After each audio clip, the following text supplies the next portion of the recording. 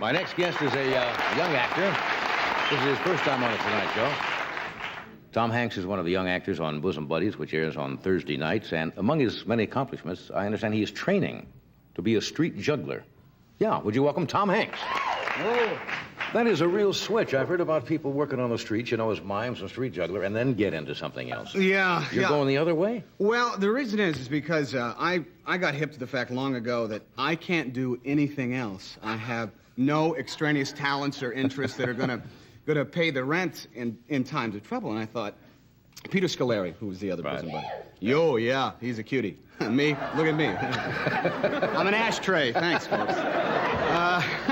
Peter is a juggler of immense talent, and he could go off and make money at it tomorrow. And I figured, now, times are hard. Yeah. Who knows what's coming up? It could be major Holocaust. Show business could be. In which case, there's not going to be any television or movies. That's true. And there's going to be no theaters left anywhere. So I figured, what am I going to do to get food on the table? Well, juggling's the answer. You juggle. Okay, imagine this, you know, the rubble of Burbank, right? It's nothing is left, just a couple of people wandering around collecting, you know, old cans of peaches. And I thought, I'll juggle for these folks, and they will throw, like, you know, chicken stuff and, you know, whatever remnants of food is left down in front of me. I'll take it home, and we'll eat peaches. It's good thinking.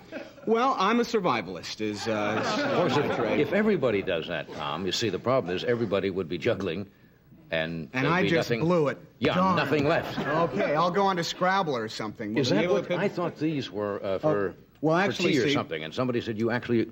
juggle. I did a play back at Chabot College in Hayward, in which I juggled teacups. Great stage business.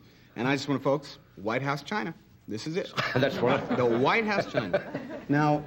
Are you pretty good at it? I've never seen No, I am really not good at it. I can juggle clubs. But let me just try this real fast. We'll bust up some of NBC's property and put him even farther in the hole, okay? Fine, here we go. And, ho, look at this, huh? Whoa, look at that! Did you see that?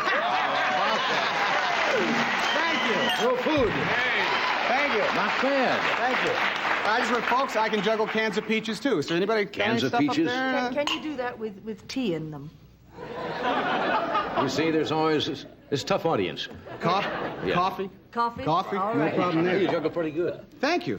I owe that all to Peter Scolari. Your show is going well, but you are from here out here originally. Yes, I am from, I'm from Oakland, California. Yeah. That's right. Mercy applause for Oakland, no problem there. But you went back to New York to get the job. Yeah, I went to New York by way of Cleveland and the Great Lakes Shakespeare Festival. And moving to New York to me, it was like moving to Paris, France. Yeah. There was no doubt about it. You see pictures of it, you know, Frank Sinatra dances in the streets in New York, things like that. But I realized as soon as we got there, New York gives you no choice. First of all, because as soon as you get off the plane, they have agents of the state that put a vacuum cleaner hose in your pocket to suck out all your money. And it's gone. Change, you know, they even got it out of my bank account. In other words, you weren't working. You just went back to look. Yeah, it was a professional move. And you have problems when you move to New York because apartments are about, a little bigger than this couch. And you either have heat or you don't. Right. And if you don't, usually the only hope you have of getting back is to go down and fix the boiler yourself. Yeah. And one day I was coming in, and the furnace man was there, because we hadn't had heat for about February, March, April, something like that. And this guy shows up at the door and with Fred, you know, on a big truck. Fred. I said, Fred, you're the boiler man, right? He says, no, I'm Don the boiler man. A lot of organization back at your company, Don. And I had the key, and I let him down into the boiler, down the basement. Right. And a little bit later, I heard this knock on the door. Yeah, and here's Don standing out here with grease all over him saying, hey, kid, I could use a hand down there.